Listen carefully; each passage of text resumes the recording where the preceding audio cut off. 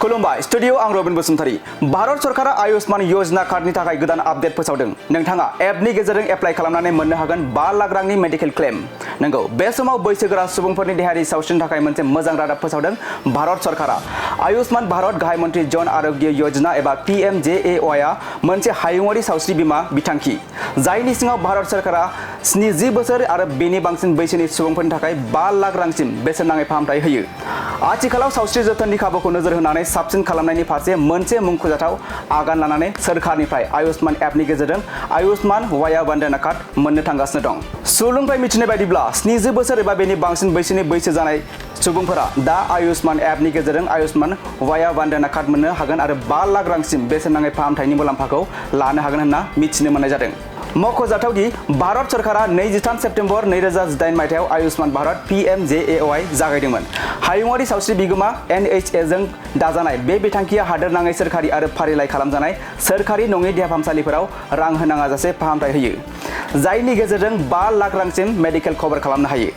आरो भारत सरकारा बे बिथांखिनि गेजेरजों 70 बोसोर एबा बेनि बांसिन बैसो जानाय बैसोगोरा सुबुंफोरनि थाखाय मोनसे जर'खा राहा लाबोनो फोसावदों, जाय आथिखालाव आयुष्मान एप एबा वेबसाइटनि गेजेरजों गावसोरनि आयुष्मान वाया वंदना कार्ड खालामना लानो हागोन।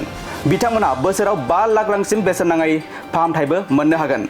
लोगोसे आरजाथाव बैसोगोरा थागिबिफोरनि थाखाय आयुष्मान कार्डनि मुं थिसननाय आरो फोसावनायनि थाखाय आधार बिथा eKYC आ गोनांथार। मुलाम्फा मोनगिरिफोरा बे वेबसाइटनि गेजेरजों आरज गथायनो हागोन।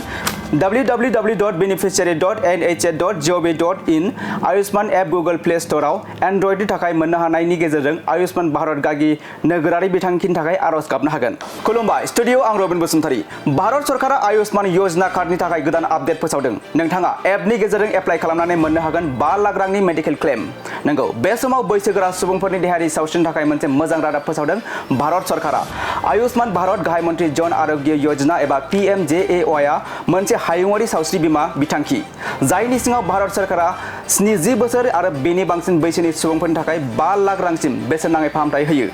आथिखालाव सावस्रि जोथोननि खाबुखौ नोजोर होनानै साबसिन खालामनायनि फारसे मोनसे मुंख'जाथाव आगान लानानै सोरखारनिफ्राय आयुष्मान एपनि गेजेरजों आयुष्मान वाया वंदना कार्ड मोननो थांगासिनो दं। सुलुंनिफ्राय मिथिनाय बायदिब्ला 70 बोसोर एबा बेनि बांसिन बैसोनि बैसो जानाय सुबुंफोरा दा आयुष्मान एपनि गेजेरजों आयुष्मान वाया वंदना कार्ड मोननो हागोन आरो 5 लाख रांसिम बेसेन नाङै फाहामथायनि मुलाम्फाखौ लानो हागोन होनना मिथिनो मोननाय जादों। मख'जाथाव दि भारत सरकारा 23 सेप्तेम्बर 2018 मायथाइयाव आयुष्मान भारत PMJAY जागायदोंमोन। हायुङारि सावस्रि बिगोमा NHA जों दाजानाय बे बिथांखिया हादोरनाङै सोरखारि आरो फारिलाइ खालामजानाय सोरखारि नङि देहा फाहामसालिफोराव रां होनाङाजासे फाहामथाय होयो, जायनि गेजेरजों 5 लाख रांसिम मेडिकेल कभार खालामनो हायो। आरो भारत सरकारा बे बिथांखिनि गेजेरजों 70 बोसोर एबा बेनि बांसिन बैसो जानाय बैसोगोरा सुबुंफोरनि थाखाय मोनसे जर'खा राहा लाबोनो फोसावदों, जाय आथिखालाव आयुष्मान एप एबा वेबसाइटनि गेजेरजों गावसोरनि आयुष्मान वाया वंदना कार्ड खालामना लानो हागोन। बिथांमोना बोसोराव 5 लाख रांसिम बेसेन नाङै फाहामथायबो मोननो हागोन। लोगोसे आरजाथाव बैसोगोरा थागिबिफोरनि थाखाय आयुष्मान कार्डनि मुं थिसननाय आरो फोसावनायनि थाखाय आधार बिथा eKYC आ गोनांथार। मुलाम्फा मोनगिरिफोरा बे वेबसाइटनि गेजेरजों आरज गथायनो हागोन। www.beneficiary.nha.gov.in Ayushman app Google Play स्ट'रआव एन्ड्रइडनि थाखाय मोननो हानायनि गेजेरजों आयुष्मान भारत गागि नोगोरारि बिथांखिनि थाखाय आरज गाबनो हागोन।